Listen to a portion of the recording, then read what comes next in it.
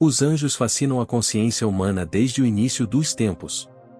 O anjo é um arquétipo recorrente em muitas civilizações e está presente na religião, na literatura, na filosofia e no esoterismo, bem como na arte, no cinema e nos jogos. A palavra anjo deriva do grego angelos, que é a tradução padrão do termo hebraico bíblico malca-h, literalmente o mensageiro. O anjo é um mensageiro entre Deus e a humanidade. Os anjos são frequentemente descritos como seres humanos com asas. Nas escrituras bíblicas, porém, os anjos não têm asas e aparecem como homens comuns, às vezes com vestes brilhantes. Na verdade, as escrituras mencionam ser hospitaleiros com estranhos, porque poderíamos estar na presença de um anjo sem saber.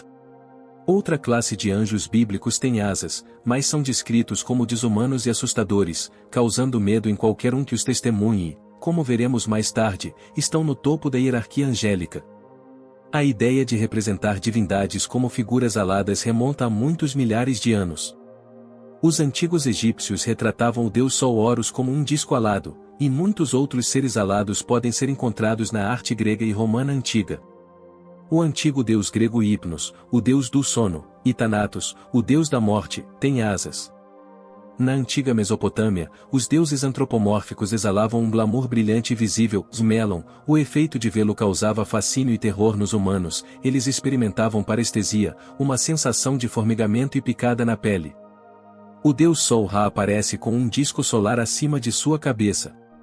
A divindade zoroastriana da luz, Mitra, tem uma coroa radiante que lembra os raios solares, assim como o deus Sol grego Hélios e Buda, Su desperto.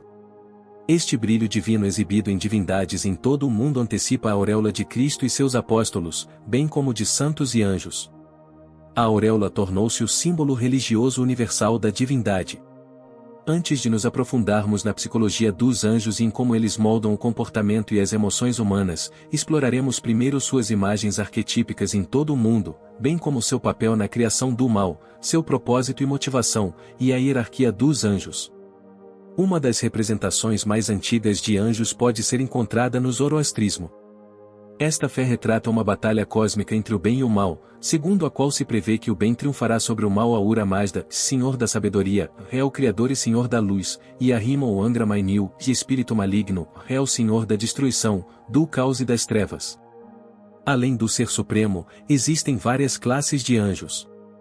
Os Ameshagastadas, literalmente, imortais benéficos, ou são as emanações do Criador incriado, as 6 centelhas divinas que personificam as qualidades abstratas de Ahura Mazda, em vez de seres divinos distintos. Todos estes têm suas antíteses, chamados Daevas, deuses que são indignos de adoração.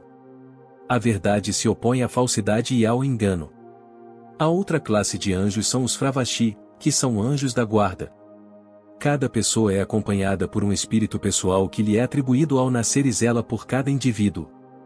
Por fim, temos os Yazatas, literalmente, dignos de adoração, anjos que nos protegem do mal. Os antigos egípcios acreditavam que o homem tinha muitas almas, tanto físicas quanto espirituais. Falaram da Beá-alma, que é representada como um pássaro com cabeça humana e simboliza a singularidade de alguém ou o que chamamos de personalidade. Isto não é apenas uma parte da pessoa, mas a própria pessoa. A ideia de uma existência puramente imaterial era estranha ao pensamento egípcio. Por outro lado, o Ka, essência vital, é o que distingue a diferença entre uma pessoa viva e uma morta, ocorrendo a morte quando o Ka sai do corpo. Normalmente, alguém só encontraria sua alma Beá após a morte e não teria consciência de sua existência antes. No antigo papiro egípcio, o debate entre um homem e sua alma, um homem cansado do mundo que é superado pelas dificuldades do mundo contempla a morte e anseia pela vida após a morte.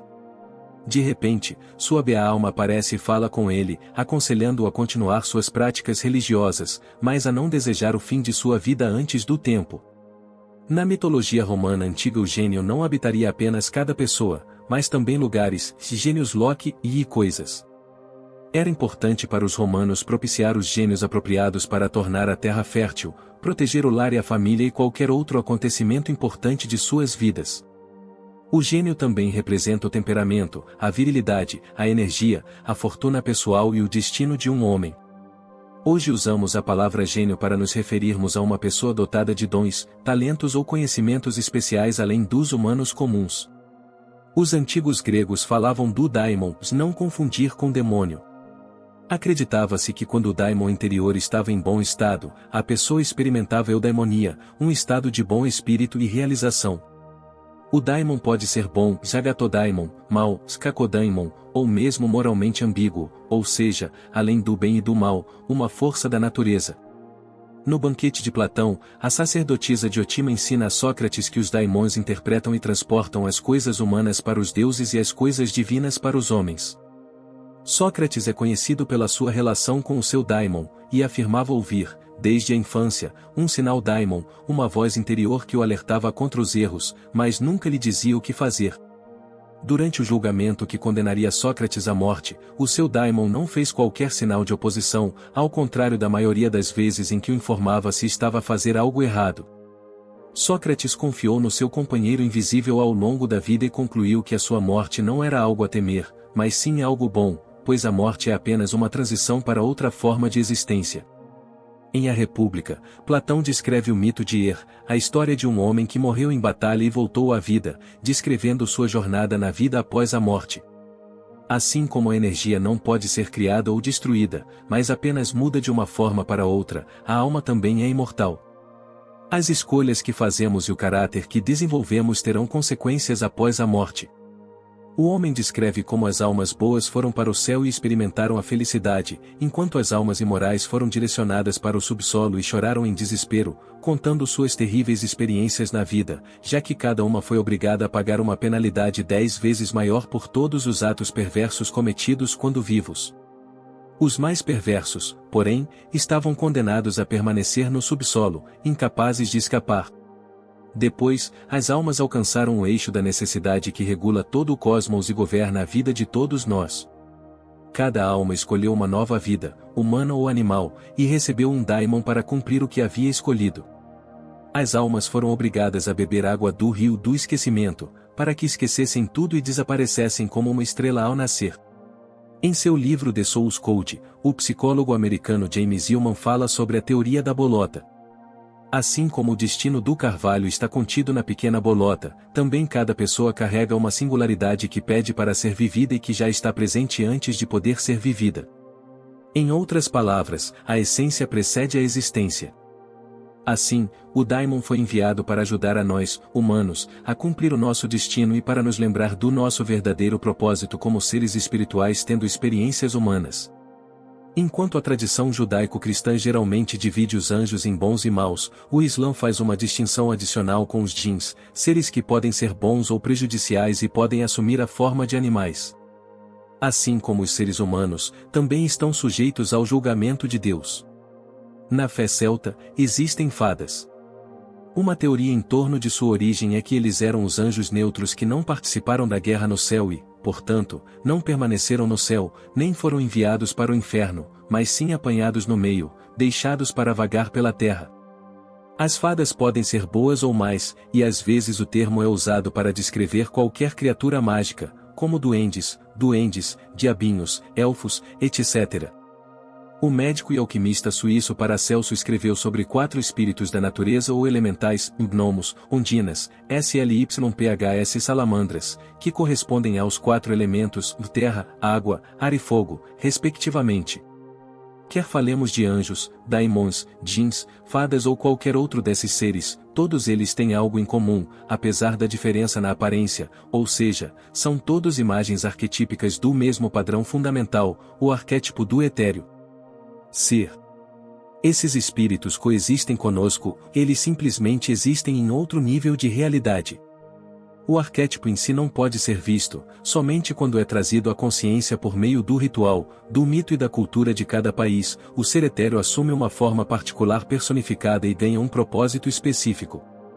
Os seres etéreos também são chamados de corpos sutis, isto é, como existindo entre os reinos corpóreo e incorpóreo. Nós também temos corpos sutis, pois existimos tanto no nível material quanto no espiritual.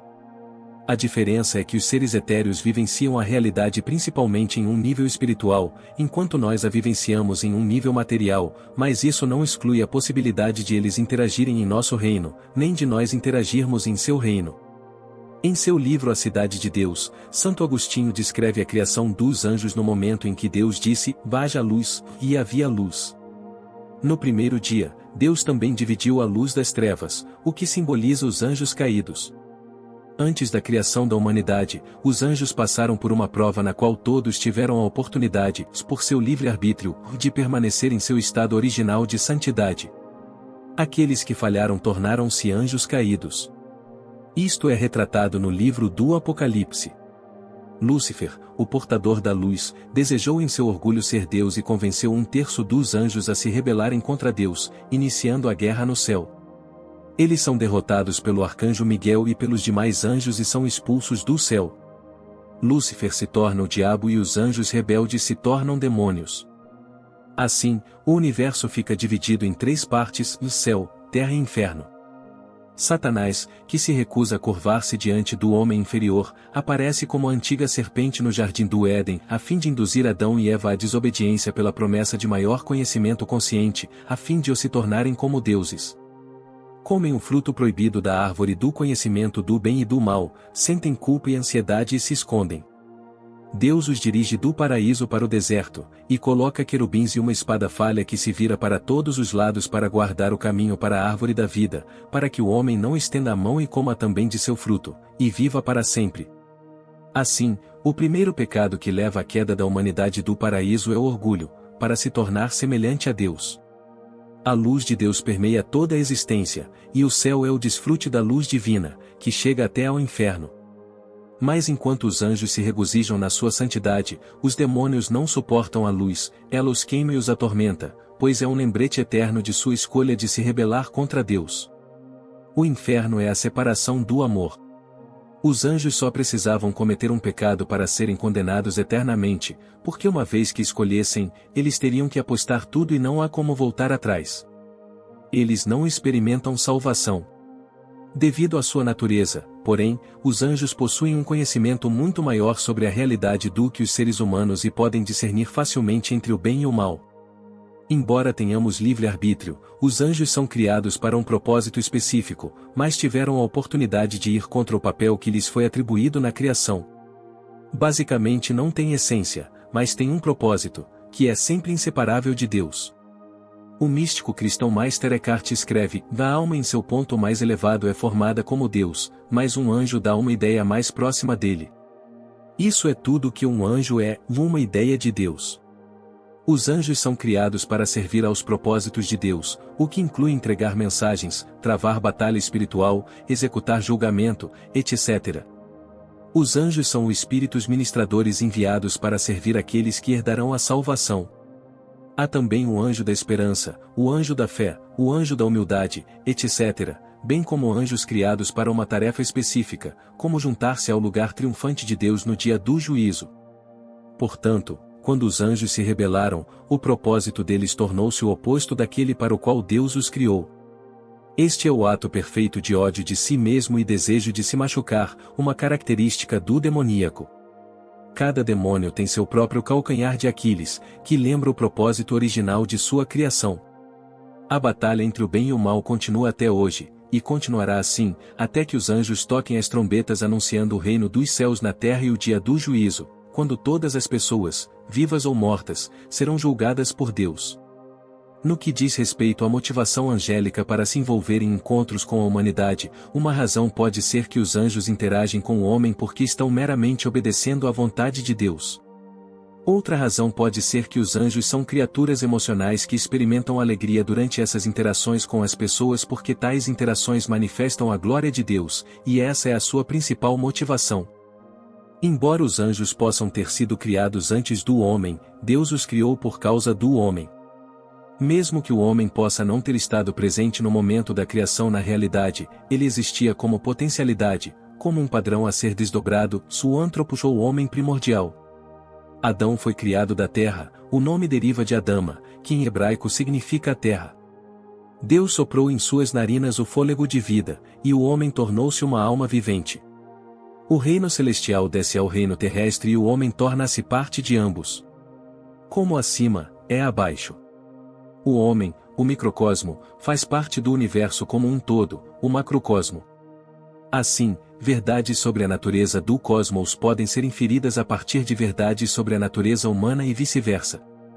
Na hierarquia celestial cristã apresentada por Pseudo-Dionísio no século V ou VI, os anjos são divididos em 3 hierarquias, cada uma das quais contém 3 ordens, baseadas na sua proximidade com Deus, correspondendo aos 9 coros de anjos. O primeiro grupo de anjos serve a Deus diretamente, eles são servos de Deus. Esses anjos biblicamente precisos nos dão um vislumbre de um reino onde os olhos humanos raramente acessam. Eles aparecem de forma assustadora e desumana, talvez por isso suas primeiras palavras sejam "e não tenha medo". No livro de Isaías, os serafins são seres ígneos de 6 asas, ou 2 asas cobrem seus rostos, 2 cobrem seus pés e com as 2 últimas eles voam. Eles são descritos como estando para sempre na presença de Deus, louvando-o dia e noite, clamando: "O Santo, Santo, Santo, é o Senhor Deus Todo-Poderoso". Na visão de Ezequiel, ele descreve ter visto os querubins, quimeras aladas que têm 4 faces, a de um leão, um boi, um humano e uma águia. Eles estão abaixo do trono de Deus e são as forças motrizes dos Ofanim, ou tronos, que aparecem como 4 rodas dentro de rodas em constante movimento e cobertas de olhos, são as rodas da carruagem de fogo de Deus. Nos apócrifos, o posto mais alto dos serafins é Serafiel, o protetor de Metatron. Este último é uma figura mencionada no livro de Enoque, nos textos místicos cabalísticos e no Talmud do judaísmo rabínico. Ele é conhecido como o primeiro anjo de Deus e é a única figura que tem permissão para ficar ao lado de Deus. Disse que seu brilho é tão forte que parece que existem 2 autoridades no céu, Deus e Metatron. Ele também é chamado de o Pequeno Yahvé, e acredita-se que já tenha sido o Enoque humano, um dos 2 únicos homens escolhidos por Deus para escapar da morte. O segundo grupo de anjos são aqueles que fazem a vontade de Deus acontecer, são os governantes celestiais. Os domínios mantêm o mundo em ordem adequada, regulando os deveres dos anjos e divulgando os mandamentos de Deus. As virtudes auxiliam nos milagres e incentivam o ser humano a fortalecer sua fé em Deus. Eles também são conhecidos como espíritos dos movimentos, governando toda a natureza, incluindo as estações, estrelas e planetas. E por fim, os poderes são os anjos guerreiros que lutam contra as forças do mal. No coro final estão os anjos que estão mais próximos dos humanos e cumprem as ordens do alto. Eles são os mensageiros terrenos. Os principados são aqueles que protegem e guiam nações, grupos de pessoas e instituições como a Igreja. Os arcanjos desempenham o papel de mensageiros de Deus para as pessoas em momentos críticos da história e são únicos porque são identificados pelo nome. O cânon bíblico menciona apenas o arcanjo Miguel, que se traduz como "quem é como Deus". Miguel é o governante principal e líder dos anjos.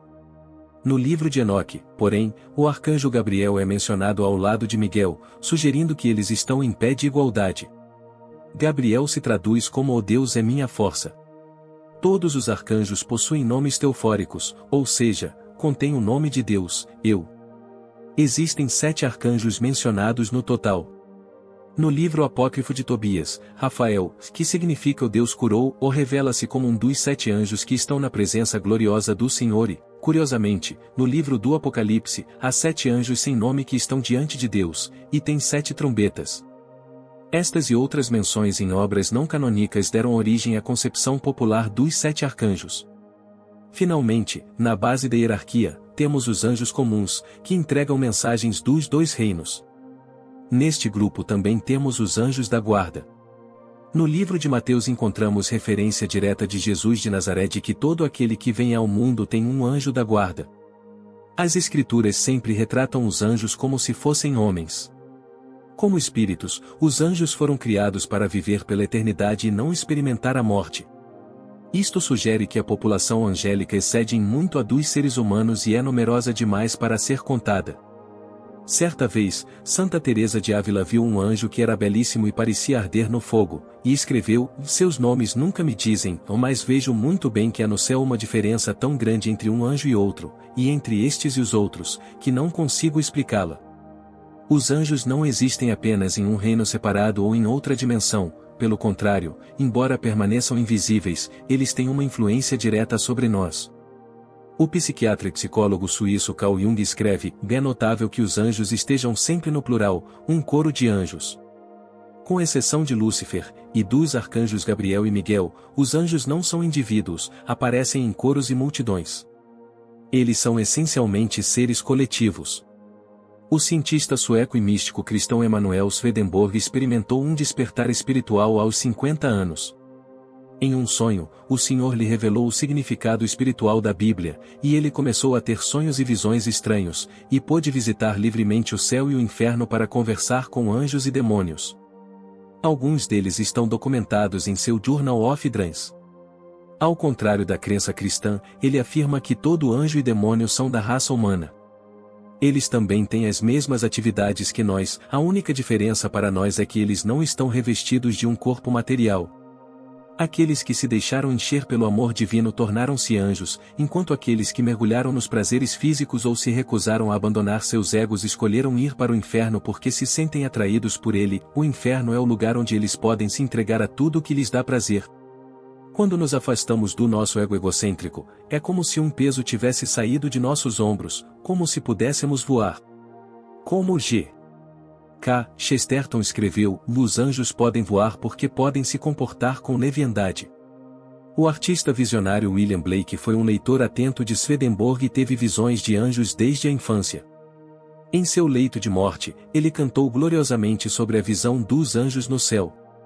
Blake criticou a visão de Swedenborg do céu e do inferno como separados e propôs o casamento do céu e do inferno. Ambos são necessários para a experiência humana, pois sem contrários não há progressão. Jung escreve, os anjos são um gênero estranho, são precisamente o que são e não podem ser outra coisa. Eles são em si seres sem alma que representam nada além dos pensamentos e intuições de seu Senhor. Os anjos que caem, então, são exclusivamente anjos ou maus. Jung descreve a queda dos anjos como uma invasão prematura do mundo humano por conteúdos inconscientes. O livro de Enoque retrata a interação dos anjos caídos, chamados de os observadores, com a humanidade. Eles transgridem a fronteira entre o céu e a terra depois de gerar filhos com mulheres, dando à luz os Nefilim, misteriosos grandes gigantes mencionados brevemente no Gênesis. Eles ameaçam devorar a humanidade, e Deus envia um grande dilúvio para livrar a terra desses gigantes, alertando Noé para construir uma arca, para não erradicar a raça humana. Jung compara o motivo do anjo caído ao efeito da inflação, que pode ser observado, por exemplo, na megalomania dos ditadores. Como arquétipo, o anjo emerge da porção profunda e atemporal da psique, o inconsciente coletivo. A ideia de arquétipos é antiga. Está relacionado ao conceito de Platão de formas ou padrões ideais já existentes na mente divina que determinam de que forma o mundo material surgirá. No entanto, devemos a Jung o conceito de arquétipos psicológicos, os padrões característicos que pré-existem na psique coletiva da raça humana, que se repetem eternamente na psique de cada indivíduo e determinam as formas básicas como percebemos e funcionamos. Como seres humanos. Quando um anjo aparece a um ser humano, é um evento liminar que ocorre no limiar entre o conhecido e o desconhecido, o consciente e o inconsciente.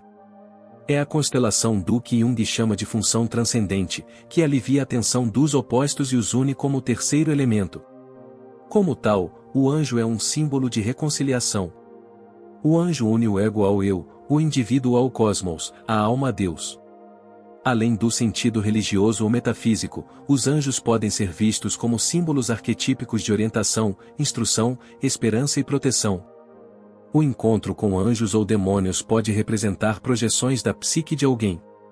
Devemos ter cuidado, no entanto, ao chamarmos todas essas experiências de transpessoais, elas também podem ser de natureza psicopatológica ou delirante, o que depende em grande parte da saúde mental da pessoa.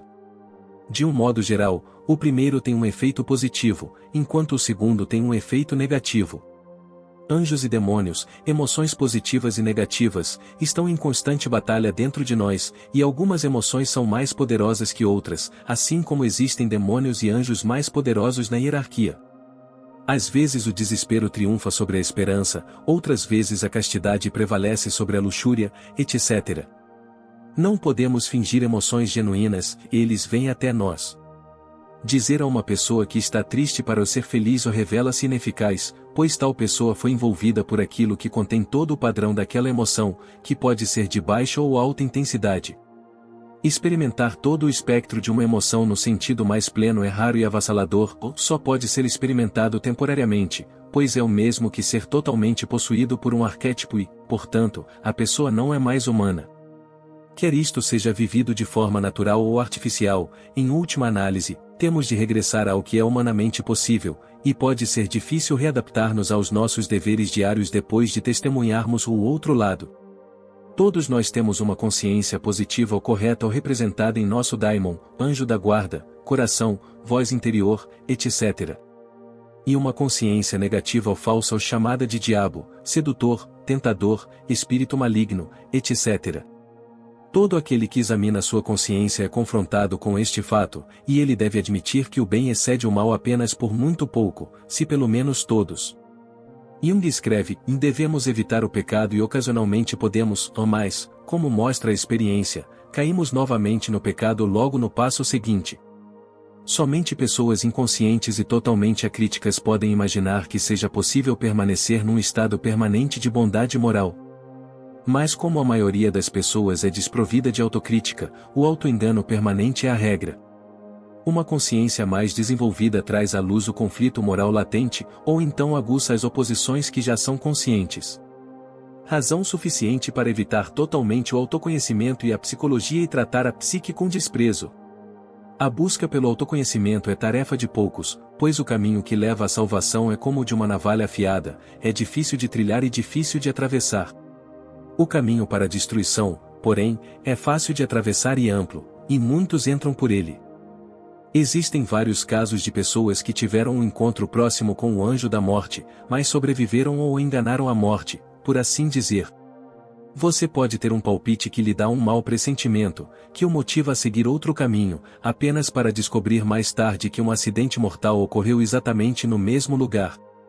Ou você pode estar dirigindo na estrada e sentir vontade de parar, quando de repente uma criança atravessa a rua correndo.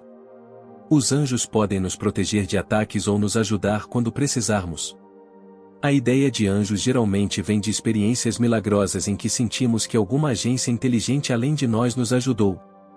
Sente-se uma presença. É como se algo mais inteligente e maior do que o seu ego estivesse vivo em você e o obrigasse a fazer coisas ou a organizar o seu destino contra a sua própria vontade e contra o seu próprio planejamento. O anjo guia o ser humano na vida e às vezes transmite uma mensagem que tem o poder de transformar profundamente a pessoa, geralmente em pontos cruciais da vida. Nossas vidas passam continuamente por períodos de crise e estágios de transição, nos quais nos tornamos mais suscetíveis ao chamado do anjo. Portanto, durante a noite escura da alma, o anjo pode ser encontrado, se Deus o abrir os nossos olhos ou para ele. Sempre que um homem encontra conscientemente uma agência divina, que auxilia, comanda ou dirige, podemos entendê-lo como um encontro do ego com o eu. Na Divina Comédia de Dante, o protagonista Dante passa por uma crise de meia-idade e se vê em uma floresta escura, ameaçado por feras. De repente, o poeta romano Virgílio aparece como o arquétipo do anjo ou psicopompo, guiando Dante por uma jornada pelo inferno e pelo purgatório. Mais tarde, Beatrice, uma figura da anima, e ascende com Dante às 9 esferas do paraíso, alcançando o empíreo, o ponto mais alto do céu. Cada um de nós tem um guia invisível para nos acompanhar em nossa jornada pela vida. Quer se manifeste num sonho, numa intuição vívida, numa voz interior ou numa entidade real, todos nós temos um telos, fim ou propósito, que é exclusivo da jornada da nossa própria alma. Os anjos são muitas vezes invisíveis, mas a sua presença é sentida e a sua voz é ouvida. Aqueles que ignoram a sua voz interior podem sentir uma sensação de vazio ou desconforto e serem capazes de compreender por que estão de tão mau humor, porque exteriormente tudo pode parecer estar indo bem. É como se alguém estivesse indo contra a sua natureza, dando origem a um sentimento de erro inerente. É importante que a pessoa medite e contemple esses sentimentos, então, talvez, a voz interior esclareça os seus problemas. Afinal, o inconsciente é o padrão mestre da vida de uma pessoa. Os anjos podem nos ajudar a vivenciar momentos de clareza quando as condições repentinamente parecem ideais para a realização de uma ação. Isto é conhecido como kairos, um momento oportuno e decisivo na vida de uma pessoa. O anjo também pode fazer com que alguém experimente uma sensação de intensa excitação, ou inspiração, uma urgência de que se deve fazer tudo o que o inspirou, e que é pessoalmente muito importante que se faça isso. O chamado do anjo também pode aparecer por meio da sincronicidade, uma coincidência significativa que não pode ser causalmente ligada, que ocorre quando uma imagem da vida interior de alguém parece ter correspondência na realidade externa. Como imagem arquetípica do chamado, o anjo inicia a individuação, a jornada em direção à totalidade da personalidade, o eu.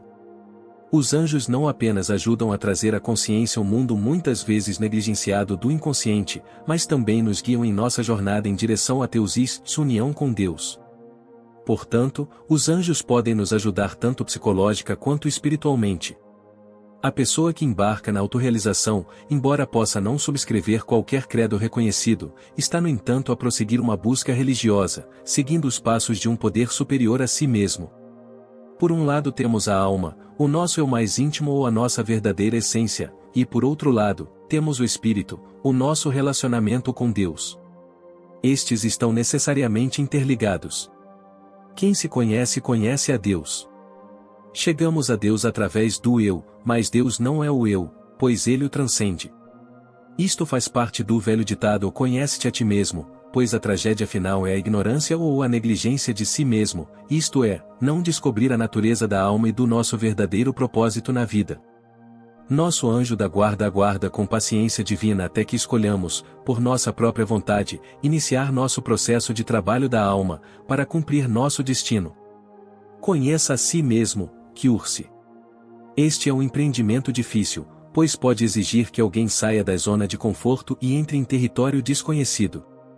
Porém, chega um momento na vida de todos, em que é preciso questionar se estão sendo fiéis à sua própria natureza, que é expressa pela voz interior, a voz de uma vida mais plena e de uma consciência mais ampla e abrangente.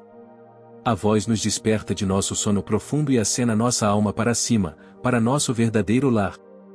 O anjo às vezes é mostrado acordando alguém que dorme com uma trombeta. O estado não desperto é a inconsciência e o estado desperto é a totalidade. Aventurar-se causa ansiedade, mas não aventurar-se é perder-se. Quem, se eu gritasse, me ouviria entre as hierarquias dos anjos? E mesmo que um deles me apertasse contra seu coração, Deus seria consumido naquela existência avassaladora. Pois a beleza nada mais é do que o início do terror, que mal conseguimos suportar, e que nos surpreende tanto, porque serenamente desdenha de nos aniquilar. Todo anjo é assustador. O poeta austríaco Rilke afirma que todo anjo por causa de sua beleza é terrível. Os anjos são de uma natureza luminosa que fascinam e oprimem totalmente o indivíduo. O anjo move, obriga, admira, domina e constela a urgência. Os anjos são terríveis porque é preciso passar por uma transformação dolorosa, e belos porque transformam toda a existência, como a fênix que renasce das cinzas. Os demônios são tão necessários quanto os anjos, como afirmou Rilke, e não leve embora meus demônios, porque meus anjos também podem fugir. Quando transformamos contradição e oposição em paradoxo e unidade, transformamos o conflito interno em paz interior, compreendendo a dualidade de nossa natureza. As antigas palavras instrutivas para invocar o anjo eram inflama-te com oração. O filósofo neoplatônico Jâmblico foi um dos primeiros a ritualizar formalmente a invocação do anjo.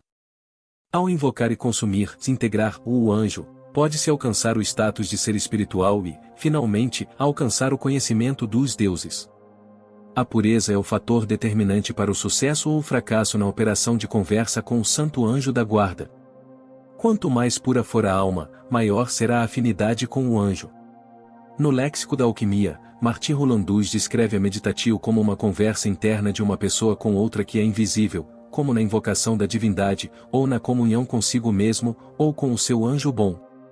O jejum também é um ritual importante, pois afasta o indivíduo do material e o aproxima do espiritual.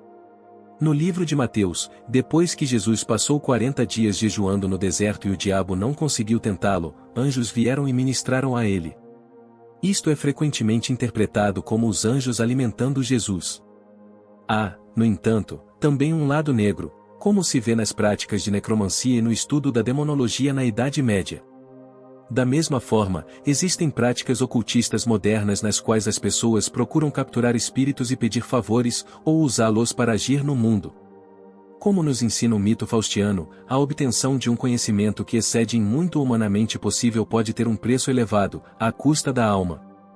Os demônios podem se disfarçar de anjos de luz.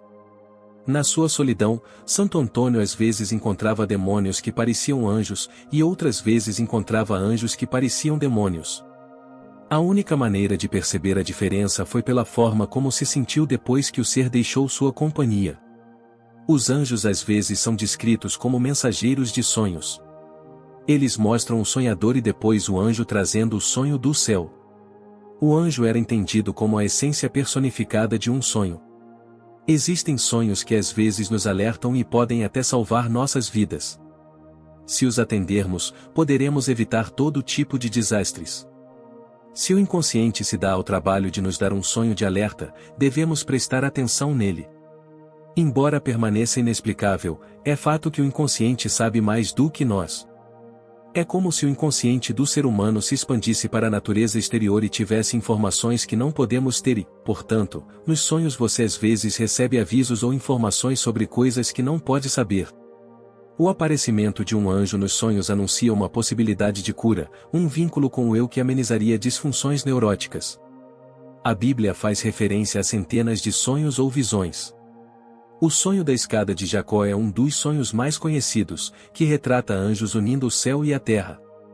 Jacó sonhou que havia uma escada colocada na terra e o topo dela chegava ao céu, e os anjos de Deus subiam e desciam sobre ela. Isso é conhecido como sonho enviado por Deus ou sonho arquetípico com teofania, um encontro com uma divindade. A analista junguiana Marie-Louise von Franz afirma que a escada simbolizava uma conexão contínua e constante com os poderes divinos do inconsciente. Poderíamos dizer que o sonho em si era uma escada.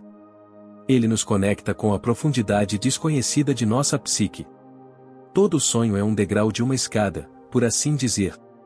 Jacó não sabia que o lugar onde ele dormia era um lugar sagrado, ele concluiu isso a partir de seu sonho. Uma das crenças mais antigas da humanidade era que na paisagem existem certos lugares onde se tem comunicação com as divindades boas ou com as divindades más, como uma fenda sendo a entrada para o submundo, ou os topos de montanhas sendo áreas de comunicação especial com os deuses. Acima, como é visto em muitos mitos em todo o mundo, Moisés no Monte Sinai, Zeus no Monte Olimpo, Shiva no Monte Kailash, etc. Parece haver toda uma geografia da alma no mundo onde o homem projetou sua alma. Naturalmente sentimos que há lugares onde vamos onde nos sentimos em paz, e outros que são de alguma forma enervantes e preferimos não ficar. Sem querer, somos colocados em situações que nos enredam em alguma coisa, e geralmente não o fazemos. Não sei como fomos parar lá. 1000 reviravoltas do destino, de repente, nos colocam em tal situação. Quando estamos contra uma parede e tudo parece perdido, não é incomum termos um encontro com o eu. Isto é simbolicamente representado no tema bíblico de Jacó lutando com o anjo das trevas, e enquanto ele deslocava o quadril, sua luta evitou um assassinato. É assim que se cresce, sendo derrotado de forma decisiva por seres superiores. De certo modo, Jacó luta consigo mesmo e depois renasce, recebendo um novo nome, Israel, aquele que luta com Deus. Jacob encontra sua identidade lutando com seu lado negro e descobre a luz. São 4 características desta história: encontro com um ser superior, ferida, perseverança e revelação divina, que juntas formam o tema O encontro com o eu. Jung escreve: o Deus aparece inicialmente em forma hostil, como um agressor com quem o herói tem que lutar. Isto está de acordo com a violência de todo o dinamismo inconsciente. Desta forma o Deus se manifesta e desta forma deve ser superado. O ataque do instinto torna-se então uma experiência da divindade, desde que o homem não sucumba a ele e o siga cegamente, mas defenda a sua humanidade contra a natureza animal do poder divino.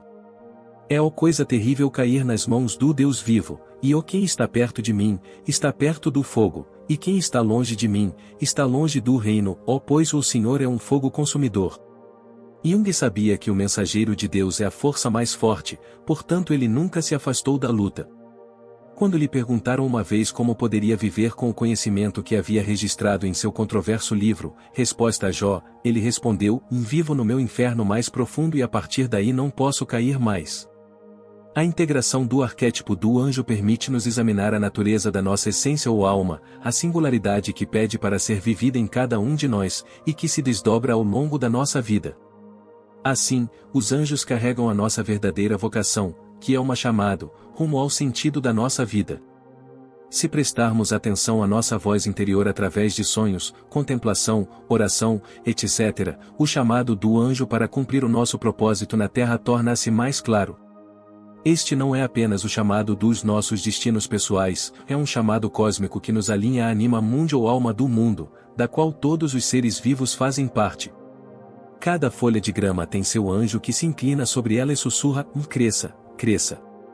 A palavra animal deriva de anima, que é respiração ou espírito. Os humanos são os animais mais elevados, pois fomos feitos à imagem de Deus. O homem é um pouco inferior aos anjos, ainda assim, Deus o coroou com glória e honra e colocou tudo sob seu comando. Jung escreve: uma vida sem contradição interna é apenas meia vida ou então uma vida no além, destinada apenas aos anjos. Mas Deus ama os seres humanos mais do que os anjos. Embora hierarquicamente permaneçamos inferiores aos anjos, somos mais amados por Deus. Foi por amor que Deus fez os nossos corpos à imagem de si mesmo, e é por isso que ele se tornou Cristo, que foi crucificado e morreu pelos nossos pecados. O cristianismo é uma religião única, pois é Deus que vem diretamente ao homem, e não vice-versa. Enquanto os anjos são criados no céu e lá permanecem, ou foram expulsos do céu quando se rebelaram, nós, seres humanos, somos criados na terra e somos capazes de subir para o céu ou descer para o inferno. Somente aquilo que pode cair é capaz de salvação, esta é a felix culpa, falha feliz ou queda feliz. Temos a liberdade de escolher entre o bem ou o mal, algo em que nem os anjos podem interferir. Esta é a nossa bênção e a nossa maldição. Somos os protagonistas deste mundo de guerra espiritual, e não importa quantas dificuldades e provações tenhamos de superar, todos somos igualmente capazes de unir a nossa vontade com aquele poder que é superior a nós mesmos, e de nos alegrarmos na nossa jornada ao longo do caminho. Um pensamento me paralisou, pela primeira vez na minha vida vi a verdade cantada por tantos poetas, proclamada como a sabedoria final por tantos pensadores. A verdade, que o amor é o objetivo final e mais elevado ao qual o homem pode aspirar. Então compreendi o significado do maior segredo que a poesia humana, o pensamento e a crença humanos têm a transmitir: a salvação do homem é através do amor e no amor. Pela primeira vez na minha vida fui capaz de compreender o significado das palavras: os anjos estão perdidos na contemplação perpétua de uma glória infinita.